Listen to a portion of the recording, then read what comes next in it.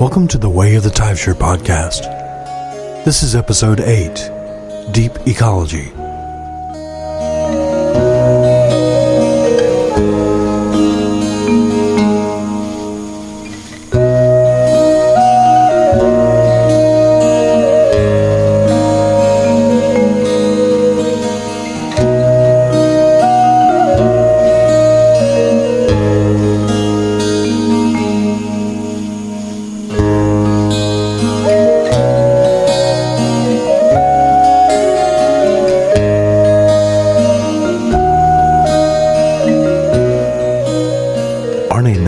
Coined the phrase Deep Ecology in 1973.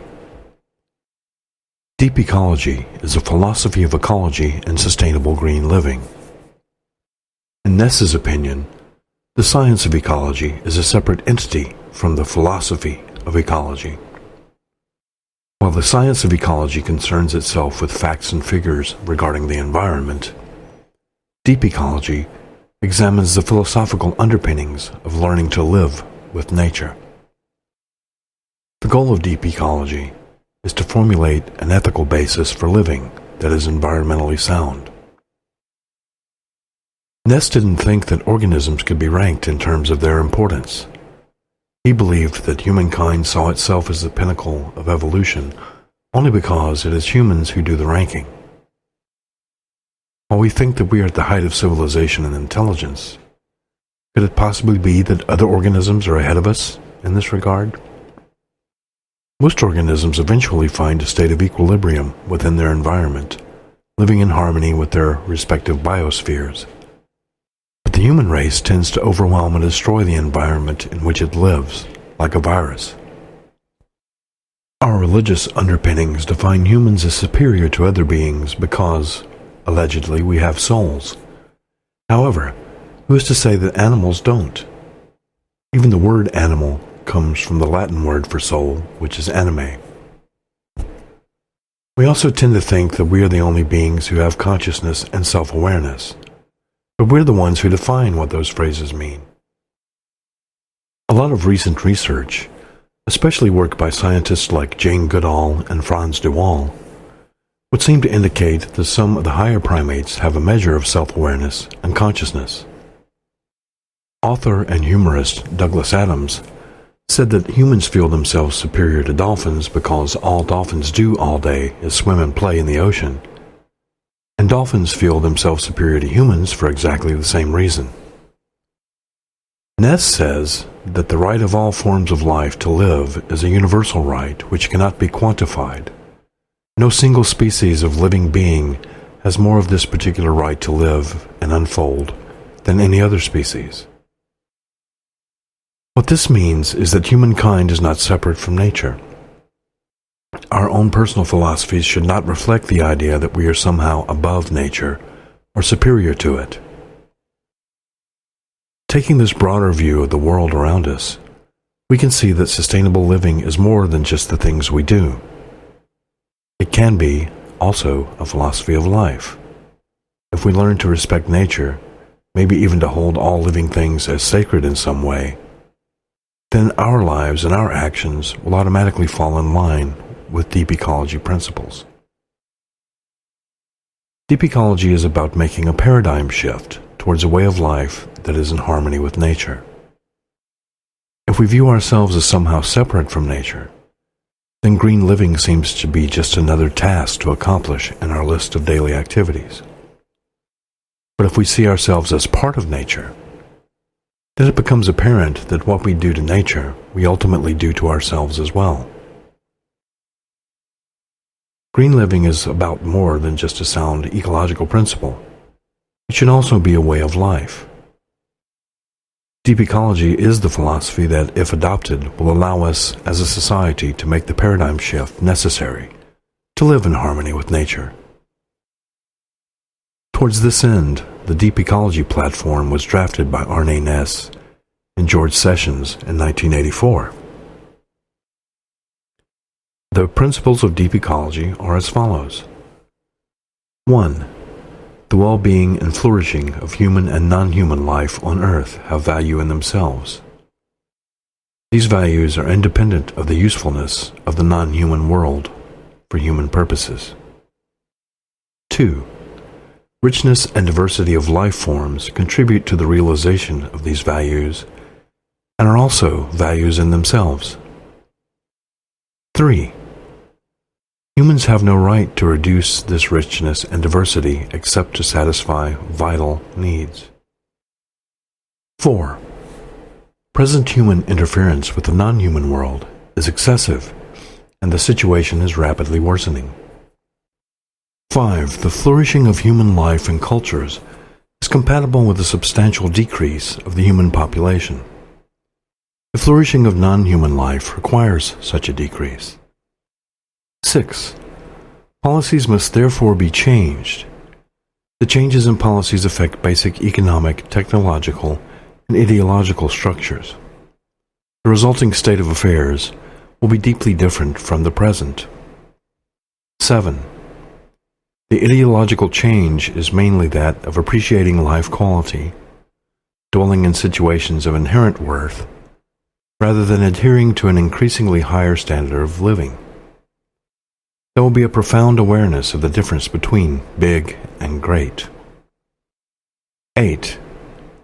Those who subscribe to the foregoing points have an obligation, directly or indirectly, to participate in the attempt to implement the necessary changes. The principles of deep ecology are reflected in the first sacred pillar of the order of the Taibhsear. That first sacred pillar is reverence for life and all living things.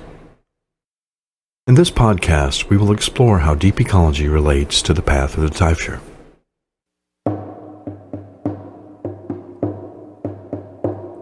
The earth is our mother, we must take care of her. The earth is our mother, we must take care of her.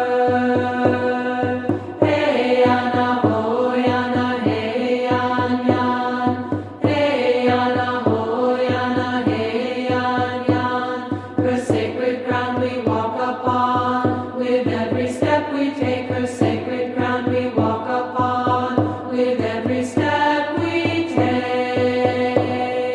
Hey Anna ho Yana, hey Yan Yan, hey Anna ho Yana, hey Yan Yan.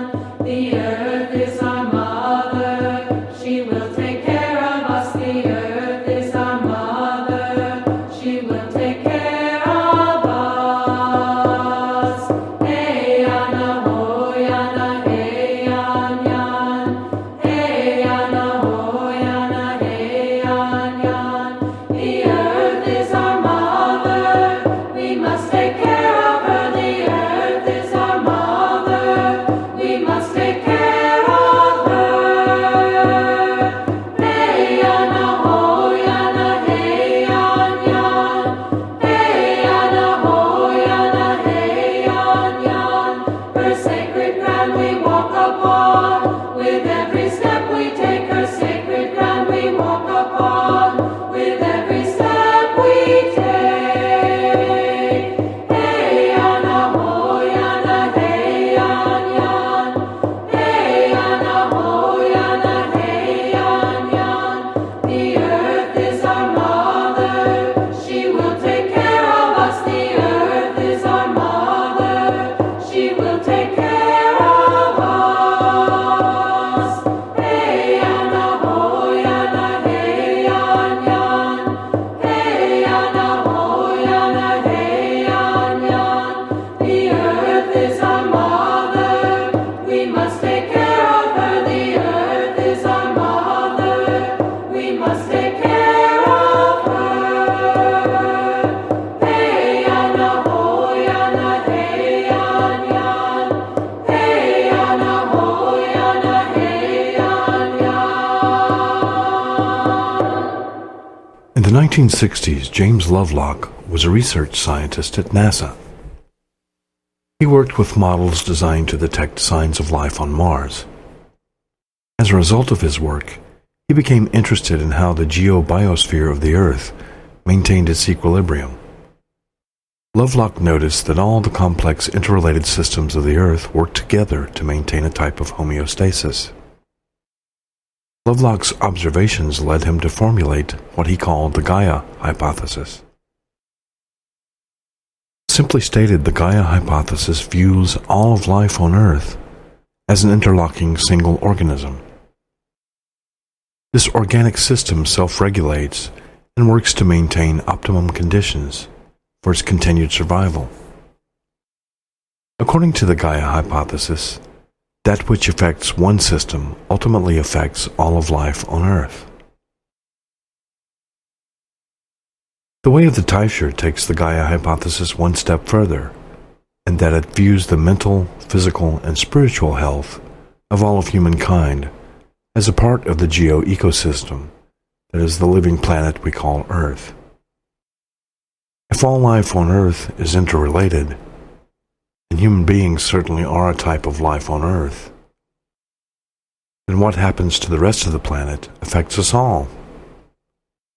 Taibhsears recognize that not only does the environment impact our physical health, but it also has a direct influence on our mental health and our spiritual health. While artificial, stressful, polluted environments have the power to harm, nature has the power to heal. Taibhsears realize that everything is connected to everything else. We interact with the environment, and the environment interacts with us. For those who know how to listen, the wind and the trees can sing to us. The view of a mountain range or a moonlit ocean can tell a story. The smell of the first flowers of spring can speak just as clearly as a loved one's voice can. On the other hand, a crowded, polluted city street can communicate as well. If we could make a paradigm shift to a lifestyle that makes room for nature, what would that do to our sense of well-being? This ability of nature to transform lives is the essence of the way of the Taibhsear.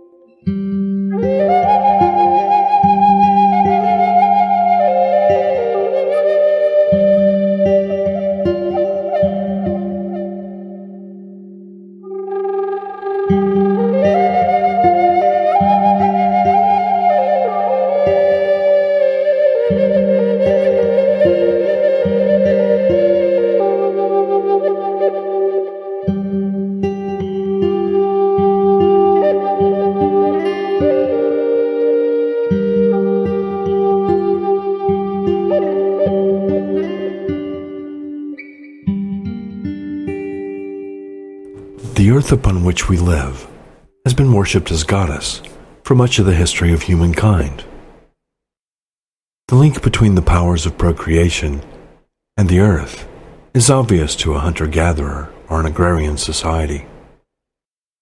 Food seems to magically appear from the ground each year, just as mothers bring forth new life from within their wombs. Linking this creative power would only naturally lead to the idea of the earth as goddess. Until recently, the oldest known depiction of the Mother Earth Goddess was the Venus of Willendorf. This statuette, found in Austria, depicts a nude, Rubenesque woman devoid of facial features. Her lack of facial characteristics means that she could represent any woman, anywhere. The Venus of Willendorf is believed to be around 20,000 to 25,000 years old. This would mean that goddess worship is at least 20,000 years old. This was the oldest known depiction of the goddess until fairly recently. Two statuettes similar in form and appearance to the Venus of Willendorf were recently discovered.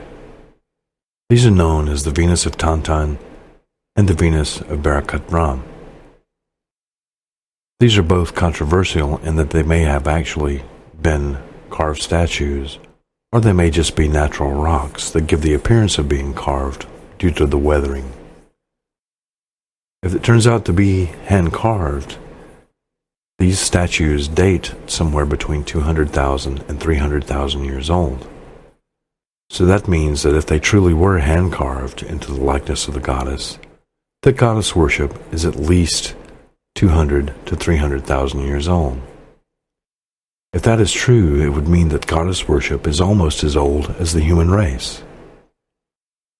At any rate, worship of the goddess has been with us far longer than most other religious paths. In the order of the Taibhsear, the goddess symbolizes the living organism that is our planet and the mother of us all.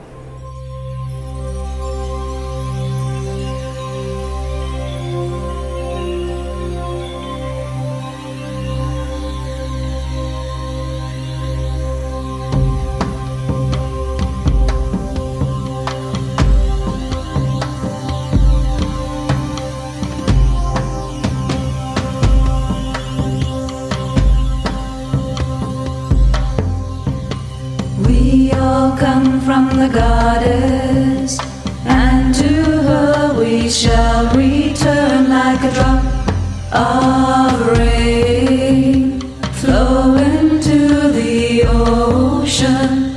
We all come from the goddess, and to her we shall return like a drop of rain, flow into the ocean. We all come from the goddess, and to her we shall return like a drop of rain, flow into the ocean. We all come from the goddess, and to her we shall return like a drop of rain, flow into the ocean. We all come from the goddess, and to her we shall return like a drop of rain, flow into the ocean. We all come from the goddess, goddess, goddess. We all come from the goddess, goddess, goddess. We all come from the goddess, and to her we shall return. We all come from the goddess, and to her we shall return. We all come from the goddess, and to her we shall return like a drop of rain, flow into the ocean. We all come from the goddess, and to her we shall return like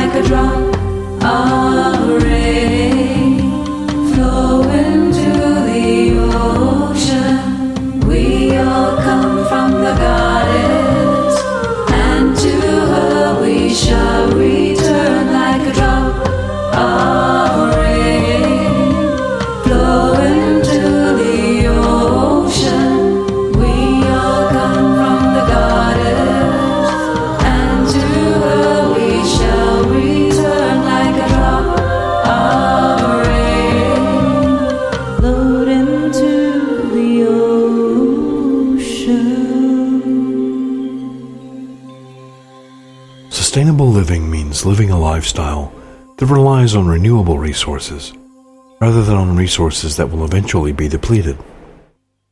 The ultimate goal of sustainability is to replace at least as many resources as we use by either recycling or replenishing the ones we've harvested. When I speak to children's groups about this topic, I have a demonstration that I use to illustrate the principle of sustainability. I pass around a cookie jar and tell each class member to take a cookie. Beforehand, I've made certain that there's only enough cookies for about half of the class. When the cookies run out, I say, "Uh-oh, we seem to have run out of cookies. How can we make sure that the rest of the class gets a cookie?" Of course, the simple answer is to put some more cookies into the jar. That's the principle of sustainability in a nutshell. Putting some cookies back into the jar for others and for future generations. A totally sustainable lifestyle would be one that relies on nothing but renewable resources. By replacing at least as much as we take out of the environment, we complete the cycle for ourselves and for future generations. In short, living sustainably means putting the principles of deep ecology to work in our everyday lives by honoring the earth, our mother, and by honoring all of the creatures with which we share the planet. This includes honoring ourselves, our children, and future generations by leaving them a planet at least as sustainable as the one we inherited from our own ancestors. Our modern lifestyle has led most of us so far away from nature that we no longer know where most of our food comes from, or where the water we drink comes from, or where our trash goes when we toss it out. I know that a lot of people will continue to think that sustainability is a nice idea, but too much trouble to bother with right now. I know that some others may make a few changes here and there when it's convenient. I suppose a little change is better than no change at all, but people who are willing to make even small changes are to be congratulated for their effort. Don't misunderstand me, but the problems we're going to be facing soon will require massive change. People who are visionary enough to be the pioneers, to make the big changes and take the big risks, must lead the way for the rest of us. I believe that Taibhsears will be at the forefront of this revolution, simply because of the nature of the way of the Taibhsear.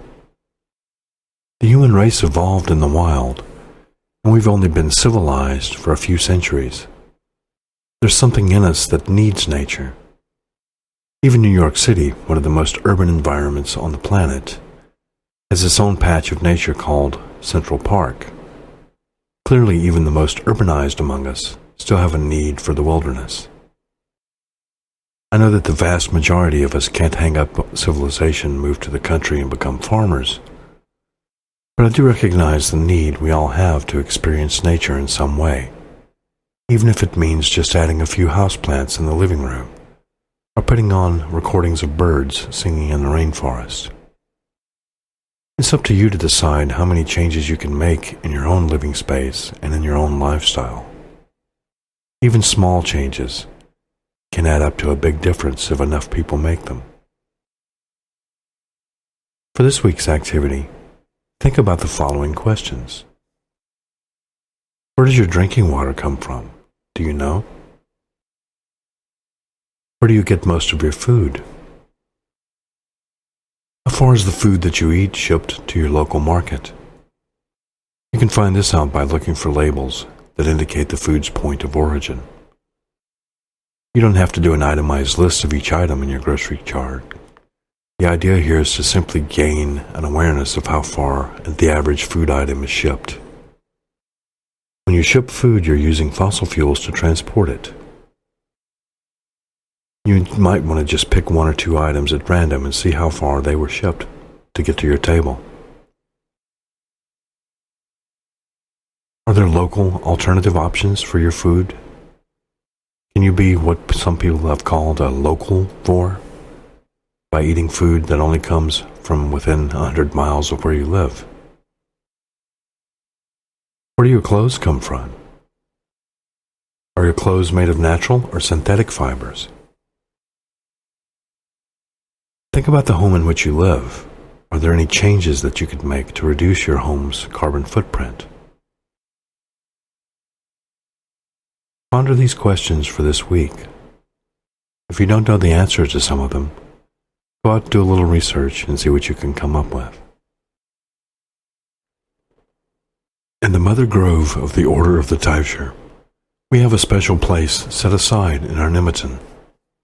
This place is called the Dedicant's Peace Garden. When a new dedicant is initiated into our circle, we have an initiation ceremony.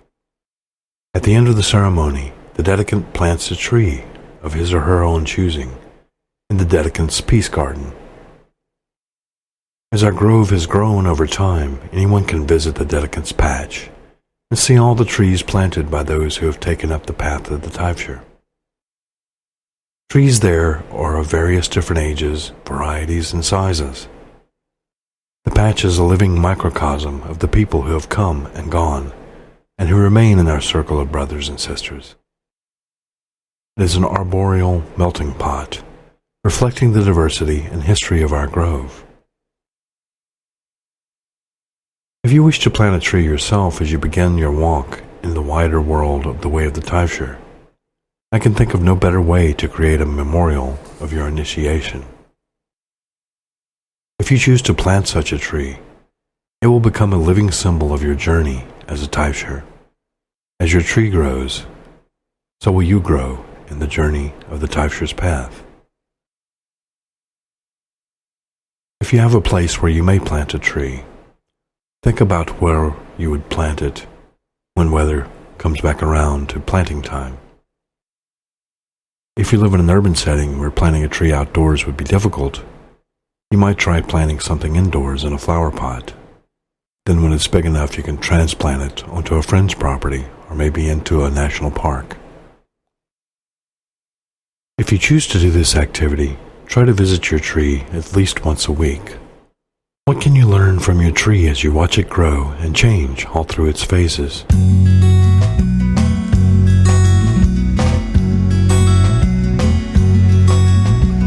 Waiting at the junction of the old straight track, holding me back. Too much road rage in the Aquarian age. Dazzle in the mirror and nothing on the radio. Forget what the lights say, I'll find another way. Cross through the circle, climb over the barrel. The tarmac's old and the pavements are narrow. Walk with the green man, take the contraflow.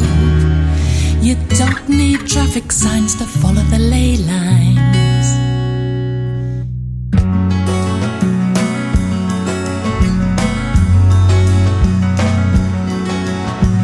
You take the high road and I'll take the one that runs underground.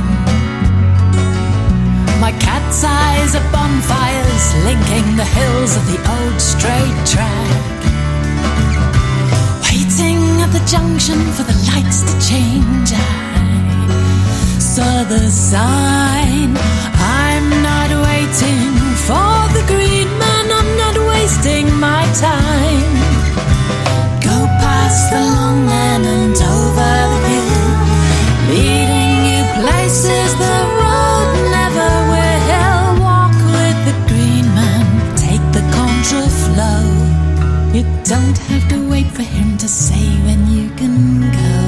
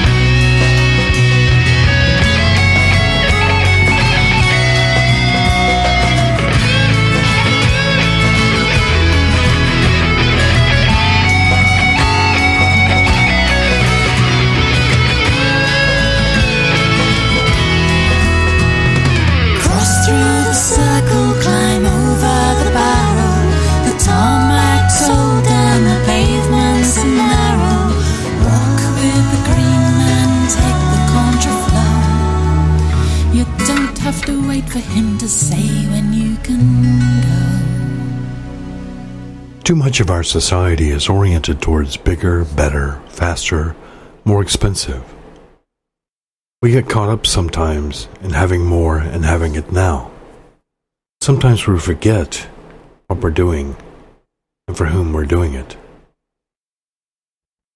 Jesse Jackson once said, "Children want our presence and not our presence." I think that if we slow down a little, learn to experience nature and each other, to get reacquainted with our families, then this race for more stuff will loosen its hold on our lives. Maybe instead of the latest video game, our children would rather have us take them on a hike in the woods once in a while. Maybe instead of staring at the television after work, we could take our mates on a stroll through the park. Maybe instead of taking the family to the mall, we could all get together and start a backyard garden. Sustainable living is all about freeing up time and monetary resources so that there's more time for family. It's about leaving a world for our children that's in better shape than it was when we inherited it from our parents. This doesn't necessarily mean accumulating more material goods. This means creating more sustainable relationships with each other, just as much as it means creating a more sustainable environment. Ultimately, what happens to the earth happens to its inhabitants. We are all part of the many circles that make up the greater circle of our lives. And the earth is our home. What we do to the earth, we do to ourselves. In the long run, sustainable living means treating ourselves in a better way by treating our home in a better way. How many ways can you live more ecologically and more sustainably? Dance to your shadow when it's good to believe in love. I'll lead you to the river where the light shines so pure. Dance to your shadow when it's hard to believe in love. Watch the morning come in on the land you love. If I mean, feel no carino. If I mean, feel no carino. If I mean, feel we are all. If I mean, feel no carino. Dance to your shadow when it's hard to believe in love. I'll lead you to the ocean where young birds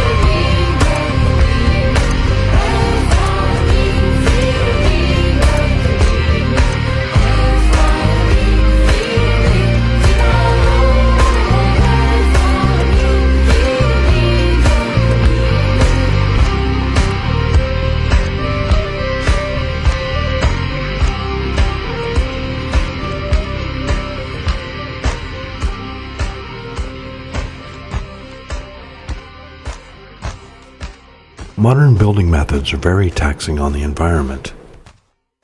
Cement production is one of the most energy-intensive of all industrial manufacturing processes. Cement production now accounts for over 8% of the total carbon dioxide emissions from all human activities. Cement kilns in the United States are the third largest source of dioxin contamination. Part of this is due to the fact that kiln operators are allowed to burn toxic wastes as fuel. Concrete trucks require about 500 gallons a day of highly alkaline wash to operate. This type of water is toxic to fish and other aquatic life. Steel, another predominant building material, is made from iron ore and other non-renewable resources. Steel production is energy intensive due to the amount of heat required. The fuels used to fire steel forges are also a major source of carbon dioxide and other forms of air pollution. Vinyl siding and other plastics used in the construction industry are made from non-renewable petroleum byproducts. Plastic manufacturing requires toxic chemicals and produces more toxic waste. Plastics don't breathe like natural building materials, and many plastics emit toxic fumes. Some plastics can take up to 50,000 years to deteriorate. Commercially harvested lumber products are usually treated with preservatives that are highly toxic. For example, arsenic is a component in many pressure-treated lumber products. Commercial forests harvested for lumber often use hazardous pesticides and preservatives. Irresponsible deforestation causes soil erosion, contamination of waterways from silt and pesticide runoff, and loss of biodiversity in forest ecospheres. Composite wood products such as plywood and other particulate boards are often held together with toxic compounds, which in addition to contributing to the degradation of the environment, are suspected to cause allergies and other health problems. Commercially manufactured building materials cause problems for health and the environment in all stages of their life cycle, from production and manufacturing to use in building to disposal when the buildings are raised.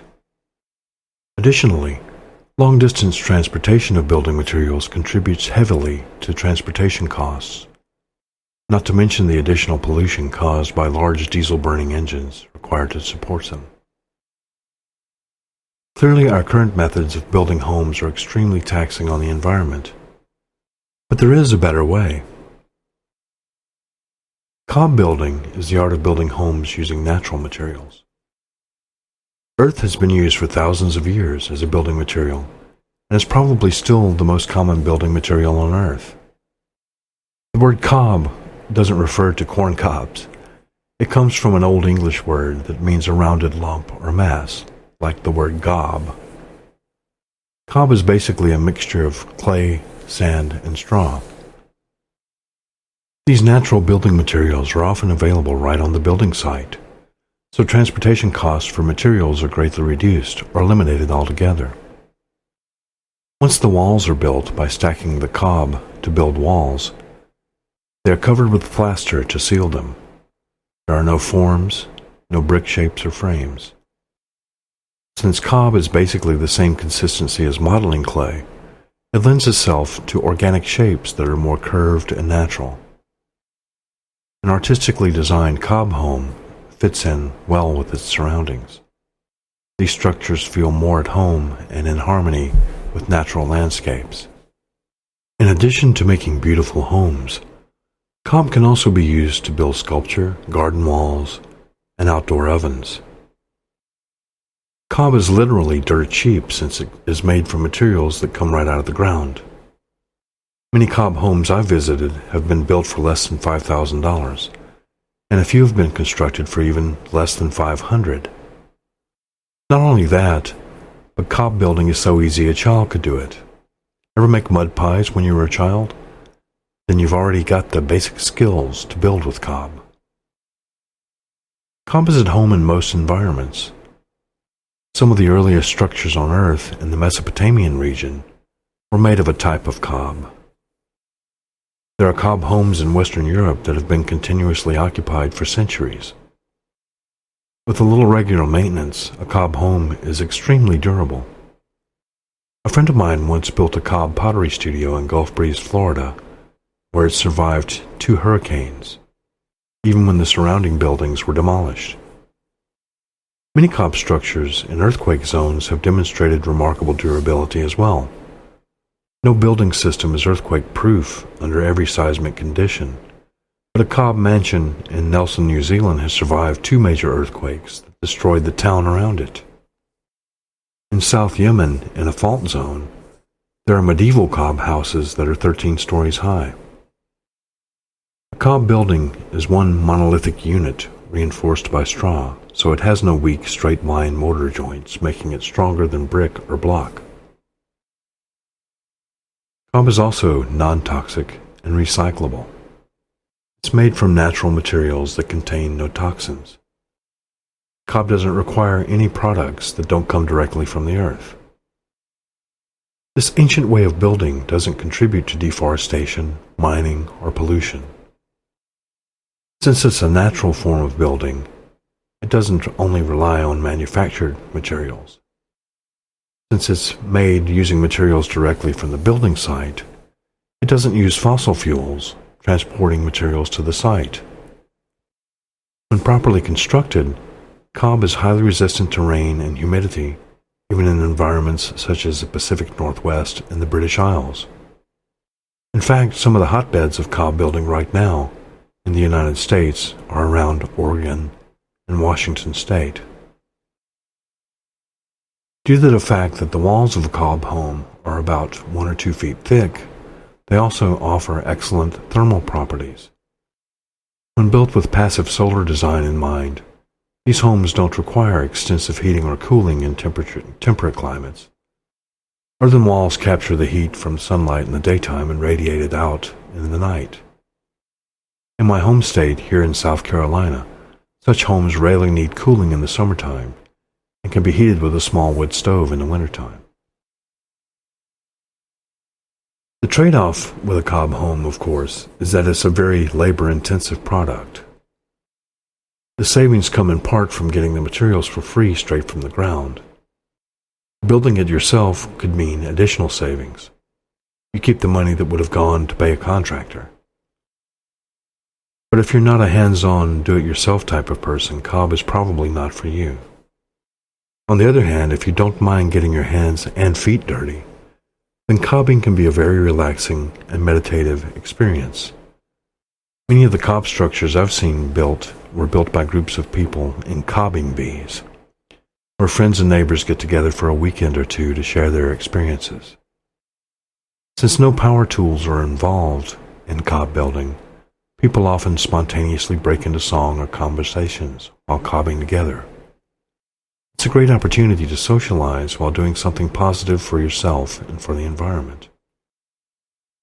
In fact, people who've experienced cob building firsthand often talk about it in terms usually reserved for those who have undergone a religious experience. Cobbing brings people together at an instinctive and community level. Due to the fact that cob isn't labor-intensive, cob homes are usually smaller than average. This loss of space isn't really noticeable in a well-designed cob home because you can shape alcoves and shelving right into the walls to take advantage of the vertical space. Organic shapes are possible with cob, and these make it also possible to use the space more efficiently. According to the U.S. Census Bureau, housing square footage is about 4 times larger today than it was 40 years ago. And couples living alone occupy nearly half of these homes. Think about how much unused space you have in your home right now, and you might see the advantages of a smaller home. By building smaller, more space-efficient and natural buildings, not only can we save on building costs, but we also save on the energy required to heat, cool, and light extra space. Cob homes can be designed to make living more comfortable in less space. Cob homes, on the other hand, might take a little longer to build than a traditional home due to the labor-intensive and manual nature of cob building. But there are several factors that can come into play, including the weather, the size of your cobbing crew, and the size of your home. A crew of 6 to 12 people can build up about a foot of height on a wall per day in a cob home of about 800 square feet or less. One advantage to cob building is that other than applying plaster to the finished wall, there's no finish work required. Plumbing and electrical fixtures are laid inside the wall as it is built, so there's no framing to be done. There's also no need for insulation, sheetrock, taping, or finish framing. Once the final plaster coat is applied, the walls are done. I've seen a small cob cottage, about 300 square feet, built in one weekend by a dozen dedicated workers. But, on the other hand, racing to finish the home is missing the point. If you're in a hurry to build, cobbing is probably not for you. But half of the fun is building with cob is taking the time to feel the materials take shape under your hands. It's a very tactile and soothing experience, similar to sculpting with clay. If you have a ready stable of volunteers, you'll find that your group will eventually settle into a rhythm that is almost like a dance. Since there are no power tools, you can enjoy the sounds of nature while you work. Cobbing is an activity that naturally lends itself to parties, since it doesn't require a lot of skill. And who doesn't like playing in the mud? It's a chance to indulge your inner child.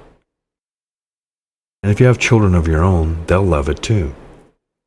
If you don't mind putting in a little sweat equity into building your own home, it makes a lot of sense to return to nature's most abundant, inexpensive, and healthy building material. Hoof and horn, hoof and horn, all who die shall be reborn. Hoof and horn, hoof and horn, all who die shall be reborn. In the way of the Taibhsear, we use the Celtic tree alphabet known as the Ogham. In this section of the podcast, we will present one character of the Ogham each week, offering information on the meaning of each letter of the Ogham alphabet, trees associated with each letter, the healing and magical properties of each tree, gods and goddesses associated with each tree and letter, and the divinatory meanings of each letter of the Ogham. Since we will be discussing medicinal uses of the plants in this segment of the podcast, please remember that herbal medicine requires caution and practice. None of the medicinal uses discussed on the Way of the Taibhsear podcast should be attempted by a novice. Some parts of the plants of the Ogham are poisonous, and people with allergies should also be aware of the potential allergic reactions to plants. If you are interested in herbal medicine, find a skilled practitioner and take lessons. Do not attempt to use medicinal plants without the supervision of an expert.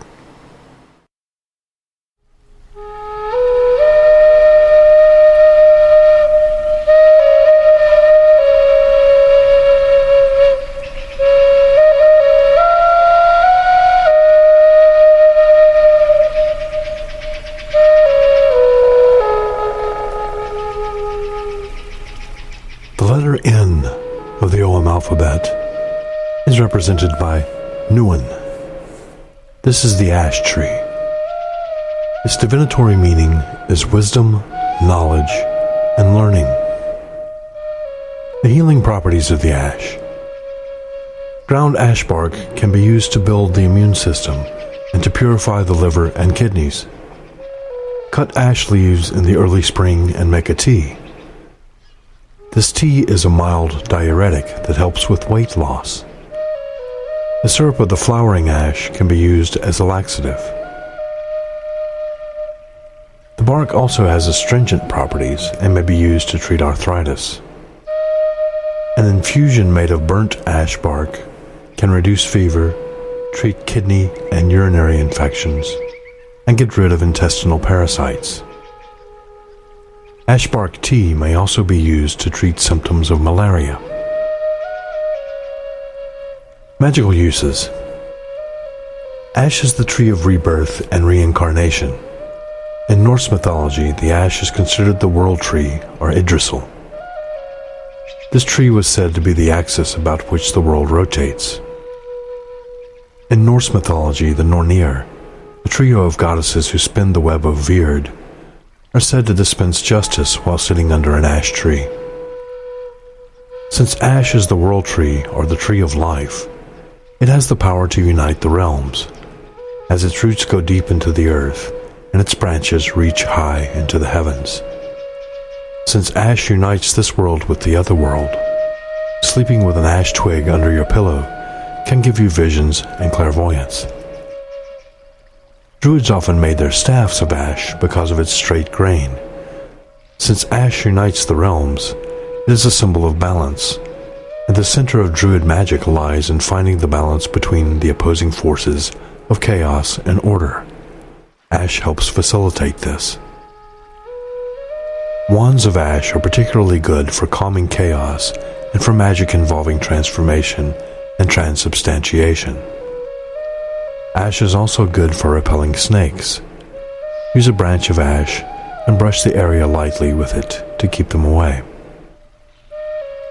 If you burn ash at Yule, you will attract prosperity in the coming year.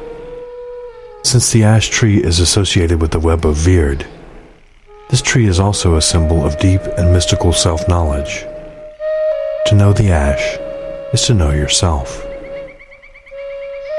Gods and goddesses associated with this tree are Gwydion and the Morrigan.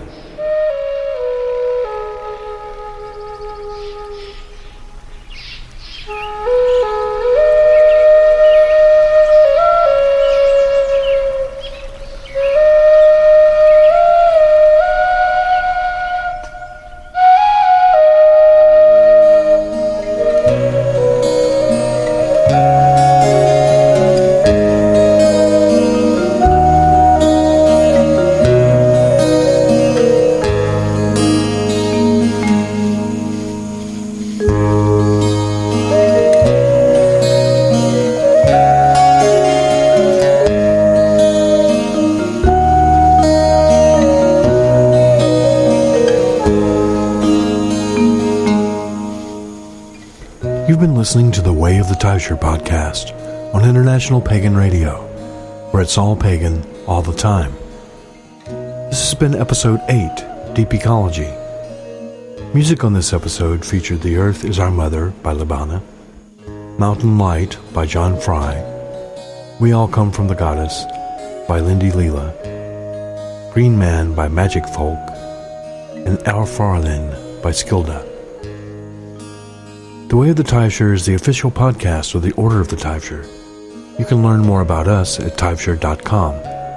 That's Taibhsear.com. The Way of the Taibhsear is a podcast about Druidry and paganism as practiced by the Order of the Taibhsear. Paganism is a wide and diverse community, and we don't claim to speak for all pagans. If you'd like to see pictures of cob building or natural building, you may visit Elder Grove Seminary's website at eldergrove.org. From that website, click on the Natural Building link. You can get in touch with the Way of the Taibhsear podcast at podcast@taibhsear.com.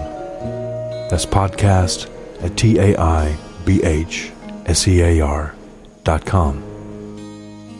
The Way of the Taibhsear is sponsored by Pagan Promotions. Learn more about Pagan Promotions at paganpromotions.com. Until next time, blessings of the ancestors.